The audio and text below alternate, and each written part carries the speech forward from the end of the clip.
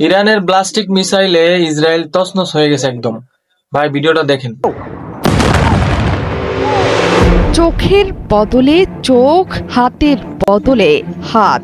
ইরানের পরমাণু কেন্দ্র নাতানজের বদলা এলো ইসরায়েলের পরমাণু স্থাপনা ডিমোনা এবং আরাদে। দক্ষিণ ইসরায়েলের পারমাণবিক কেন্দ্র সমৃদ্ধ শহর ডিমোনা এবং আরাদকে পুরোপুরি ধ্বংস করে দিয়েছে তেহরান। সংবাদ মাধ্যমে প্রকাশিত ধ্বংসের এই নজিরবিহীন দৃশ্য দেখে চোখ কপালে তুলেছেন ইসরায়েলের প্রধানমন্ত্রী বেনিয়ামিন নেতানিয়াহু। অধিকৃত ডিমোনাতে ধ্বংসলীলা চালিয়েছে ইরানের ব্যালিস্টিক মিসাইলের বহর। আহত শতাধিক ইসরায়েলি। শনিবার নাতানজ সমৃদ্ধকরণ কমপ্লেক্সকে লক্ষ্যবস্তু করে ইহুদি রাষ্ট্রের বাহিনী। তার বদলা একদিন পরই ডিমোনায় আঘাত করে নিয়ে নিল মোজতবা খামেনির বাহিনী।